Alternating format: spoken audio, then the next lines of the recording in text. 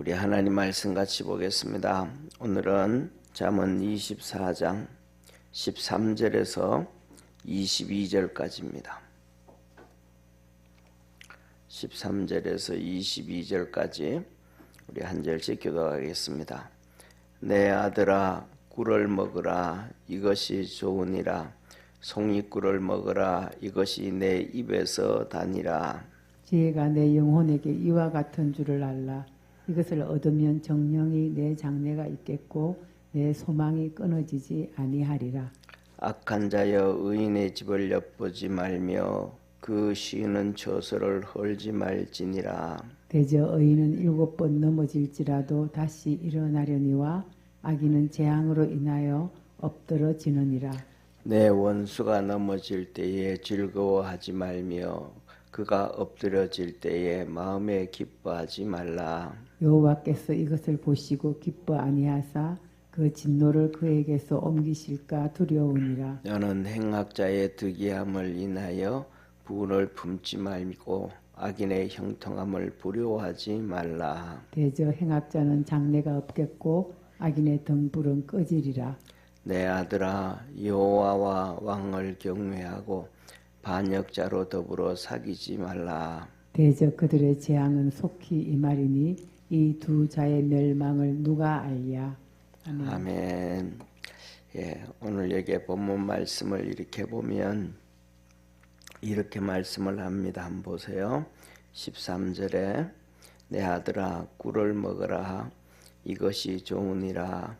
송이꿀을 먹으라 이것이 내 입에 다니라 하면서 이 13절에는 꿀을 먹으라 그래요. 그러면서 하는 얘기가 이제 꿀을 얘기하면서 지혜를 얘기하는 겁니다. 쉽게 말하는 이 꿀은 이런 얘기를 하죠.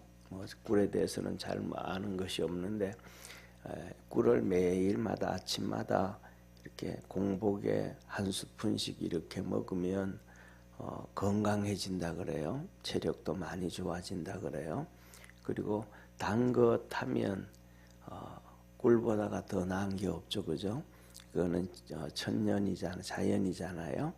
예, 그래서 요새야 뭐 이렇게 가공식품들이 단 것들이 워낙 뭐 잘 만들어지고 시럽 같은 것도 좋은 것이 있어서 그렇지만은 이때는 이런 꿀보다 자연적으로 꿀보다 더 좋은 게 없단 말이에요. 단 것도 그렇고 그다음에 이 꿀을 먹어가지고 크게 정말로 너무 많이 먹어가지고 문제가 생기긴 하지만 그렇지 않은 이상은 이 면역성도 높아지게 되어지고 또 많이 좋아져요. 그리고 특히 이제 저는 그렇습니다. 우리가 어떤 데 일을 보다 보면 너무 이렇게 몸을 많이 써서 이렇게 해서 피곤할 때 이 입술 주위 같은 데 있는데 뭐 부르트는 거 있잖아요, 그죠?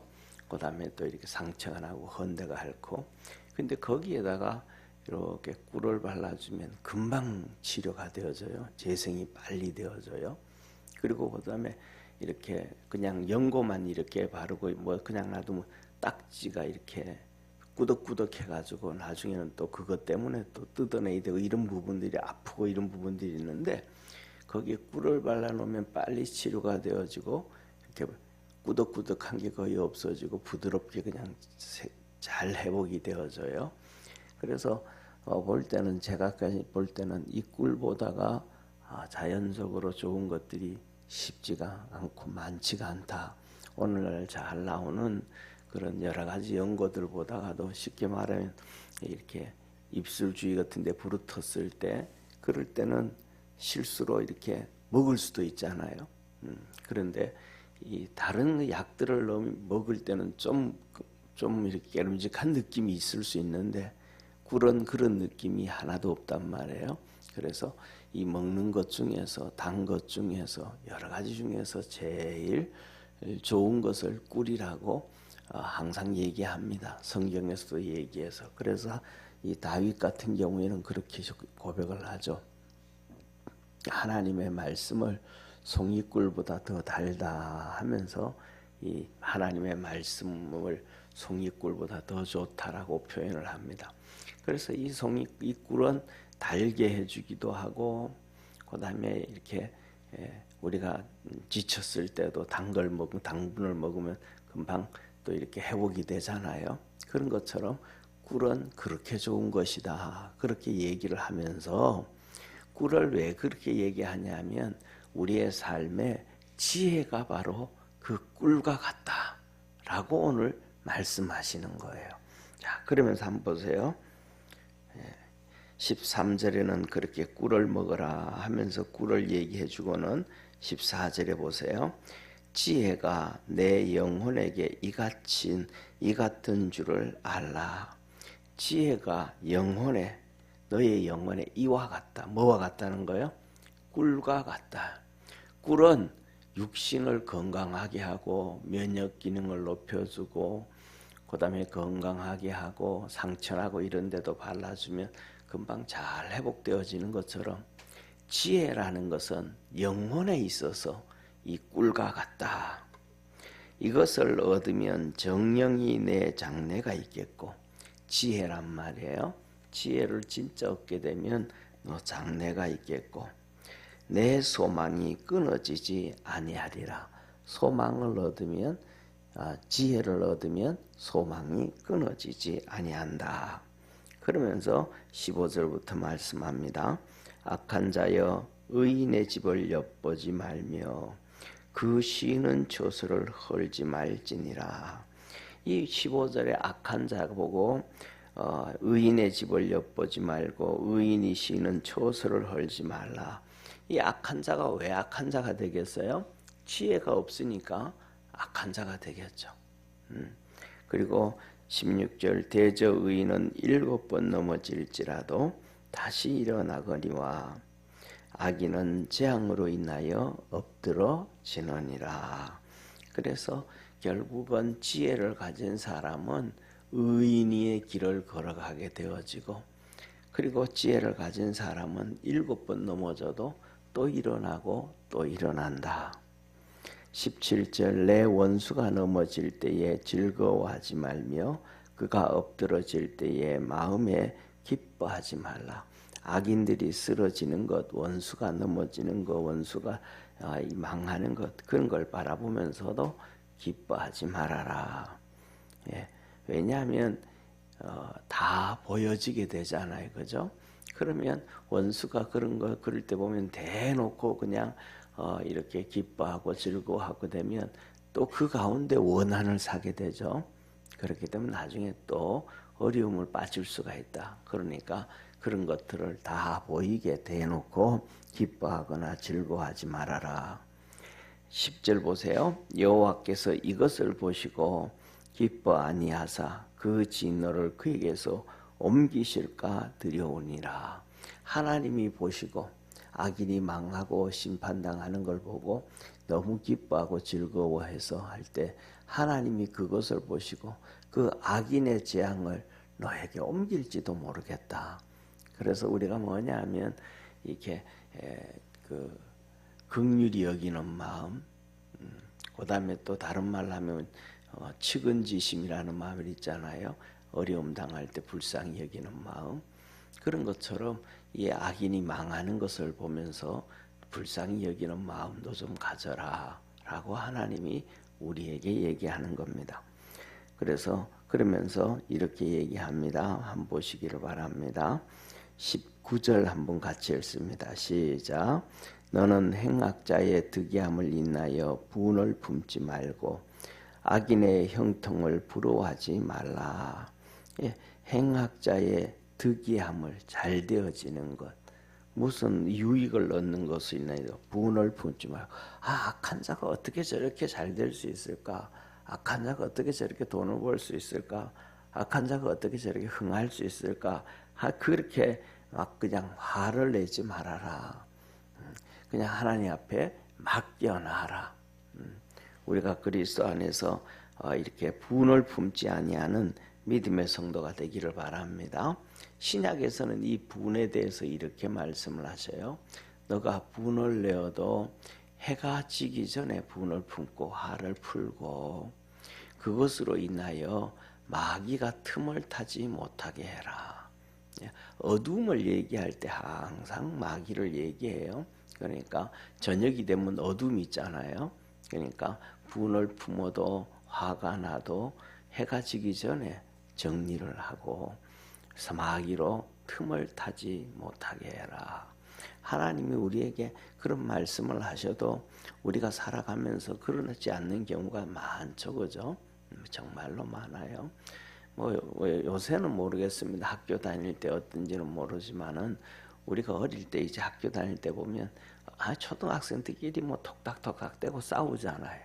톡닥톡닥 대고 싸우는데 남자들은 뭐 그냥 대충 한번 싸우고 난 다음에는 너 이리 와 이 녀석아 그러고 그냥 같이 또 축구하고 또 같이 뛰어다니면서 그냥 쉽게 풀어버리는 경우가 있는데 여자아이들은 한번 싸우고 나면 뭐 몇 개월씩 가는데 한 반인데도 몇 개월씩 가요.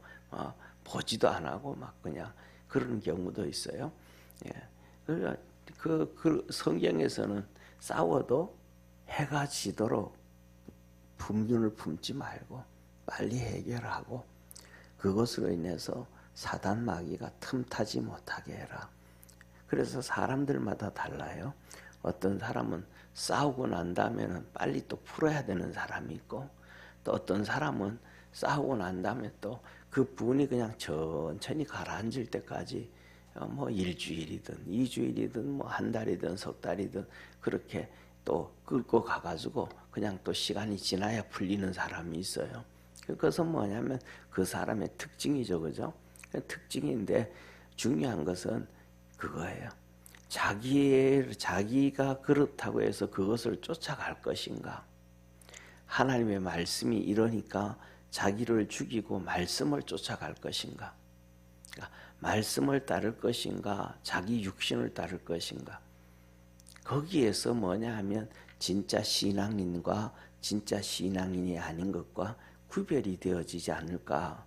진짜 신앙인이라면 우리 자신을 죽이고 말씀을 쫓아갈 줄 아는 사람이 진짜 신앙인이 아닌가 그렇게 생각을 합니다. 그래서 하나님은 여기서 얘기하는 거예요.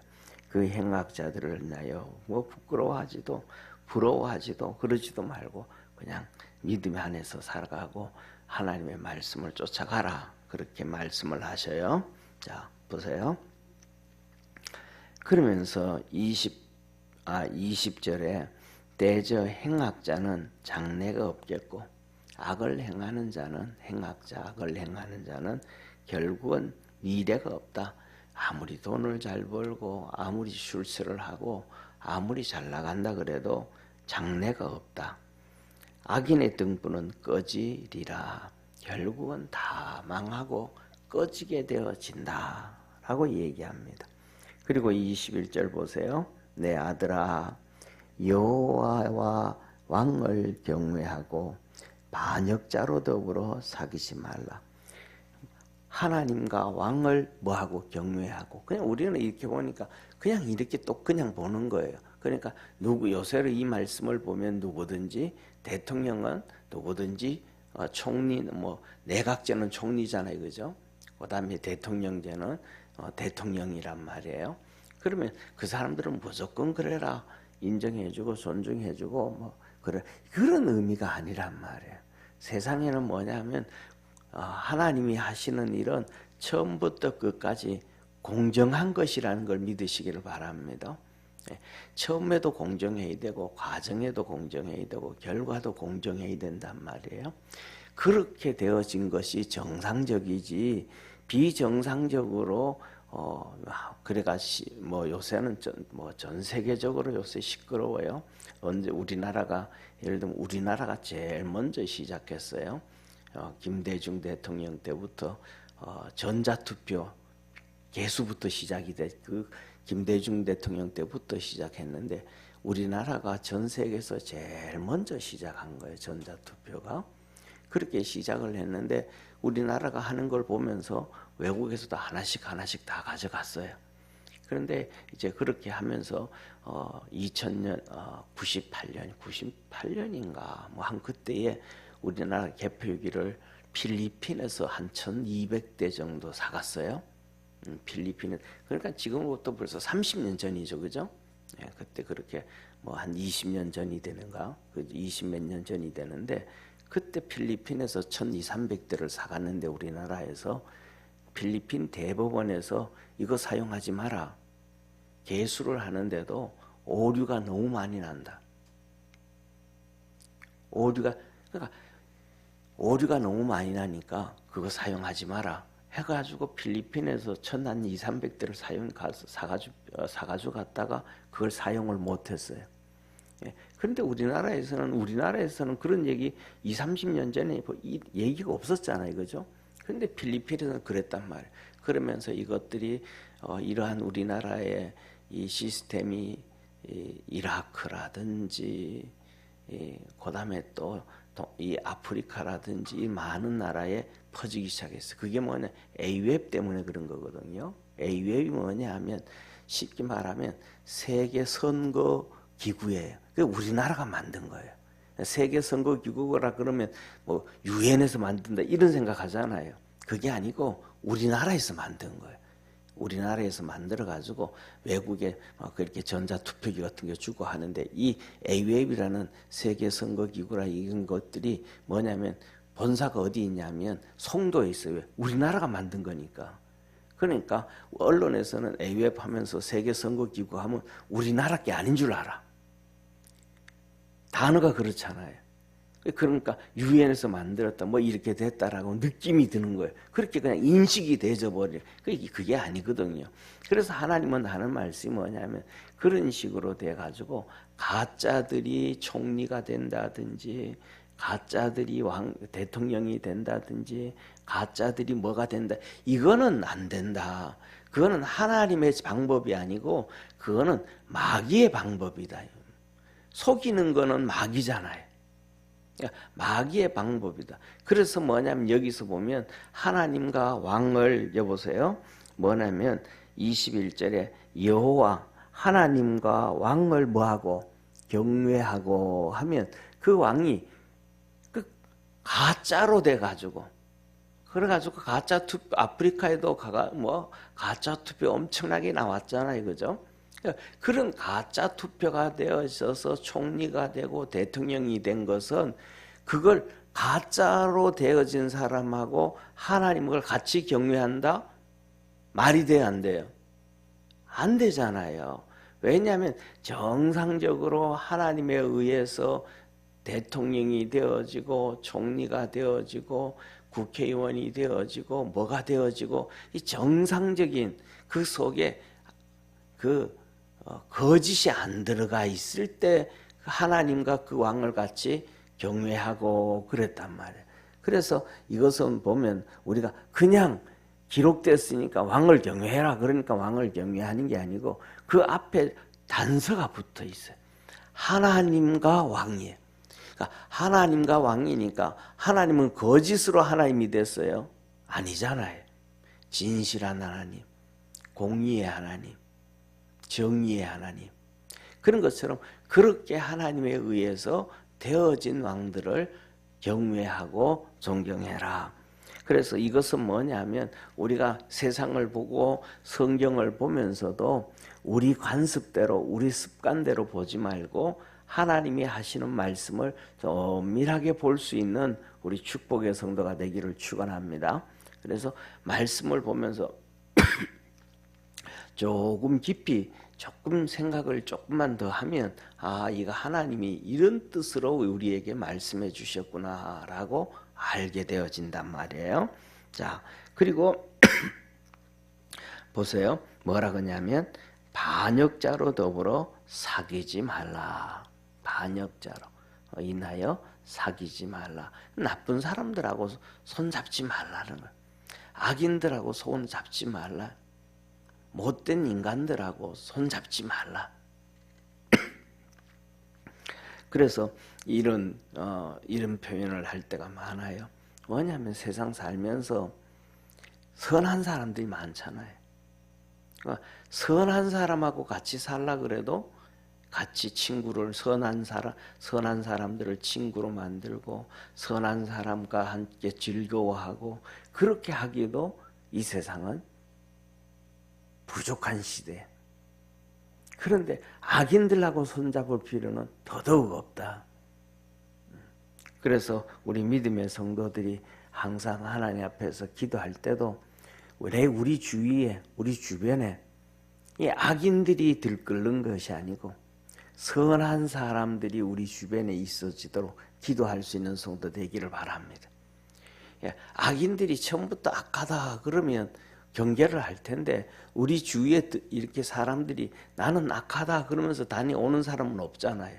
그러니까 주위에 사람들이 생기면 그냥 이렇게 친구로 이렇게 사귀다 보면 그냥 그 사람이 뭐가 되고 악한 사람일 수도 있고 선한 사람일 수도 있는데 하나님 앞에 기도하면서 우리 주위에 선한 사람들이 포진되어지도록 그렇게 기도를 좀 많이 하면서 살아갈 줄 아는 그러한 성도 되기를 바랍니다.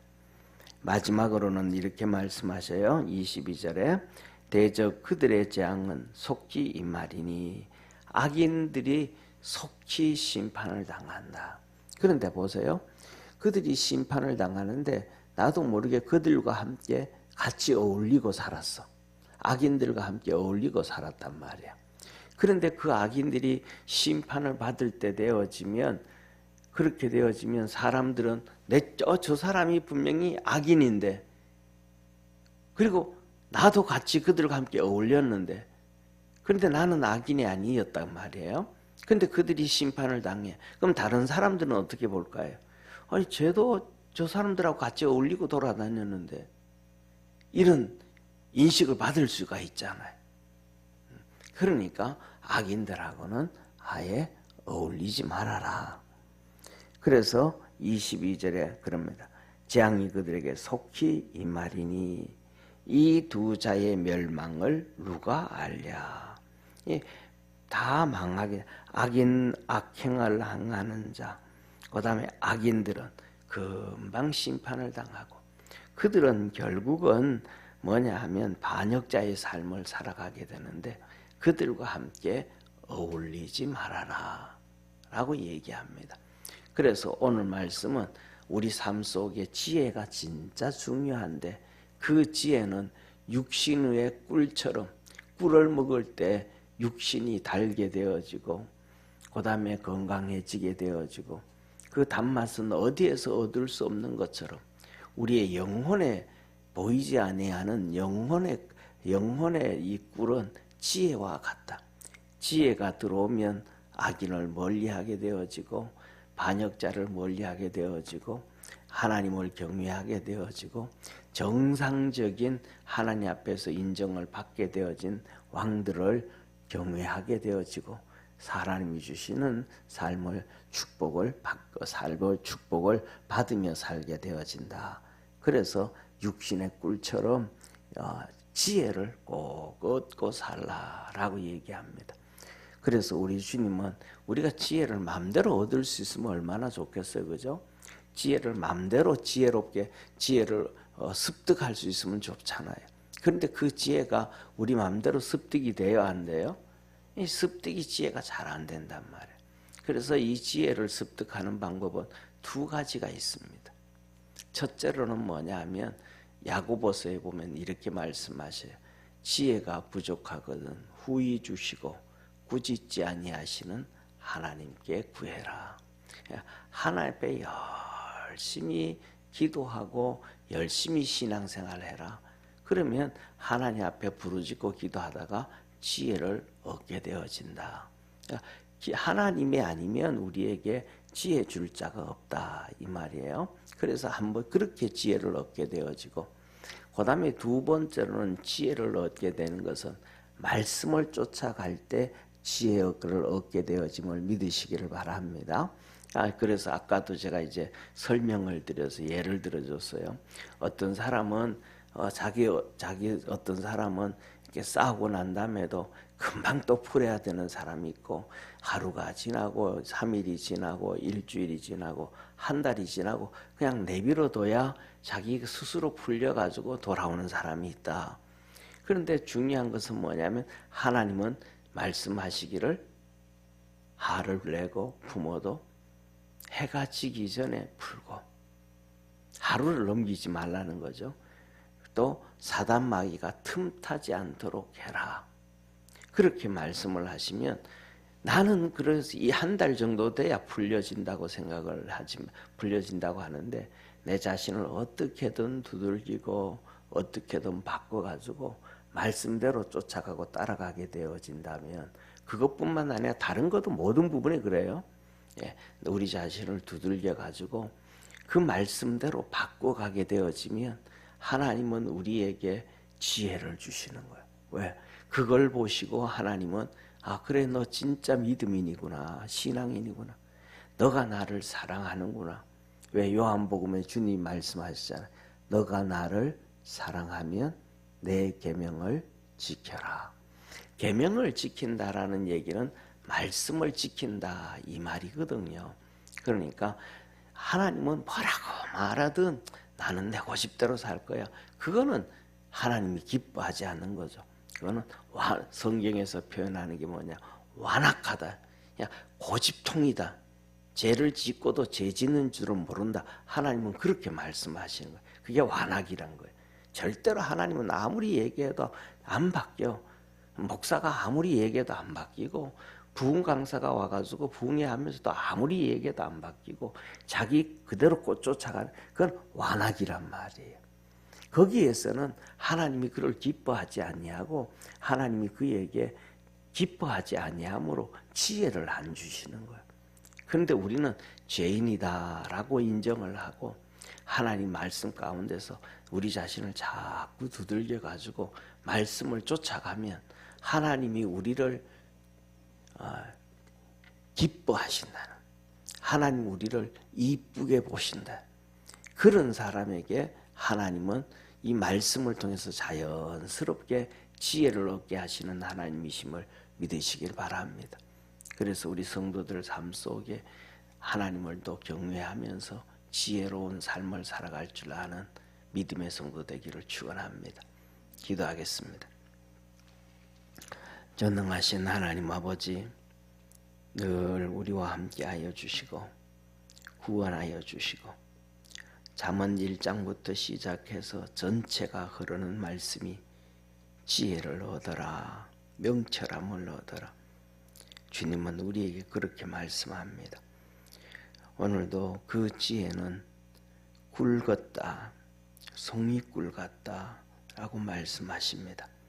우리 사랑하는 모든 믿음의 성도들이 그리스도 안에서 믿음으로 승리하게 하시고 하나님을 섬김으로 지혜를 얻고 하나님을 섬김으로 명철해지는 놀라운 은혜와 축복이 삶 속에 있게 하여 주옵소서.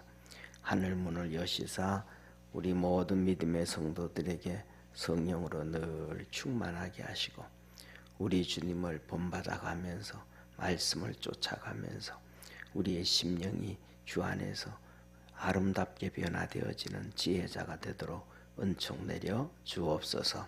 새벽마다 주 앞에 엎드립니다. 은혜 대해 주시옵소서. 구원하신 예수님의 이름으로 기도드립니다. 아멘. 하늘에 계신 우리 아버지여, 이름이 거룩히 여김을 받으시오며 나라에 임하옵시며 뜻이 하늘에서 이룬 것 같이 땅에서도 이루어지리다. 오늘날 우리에게 일용할 양식을 주옵시고 우리가 우리에게 죄진 자를 사하여 준 것 같이 우리 죄를 사하여 주옵시고 우리를 시험에 들게 하지 마옵시고 다만 악에서 구하옵소서. 대개 나라와 권세와 영광이 아버지께 영원히 싸움나이다. 아멘.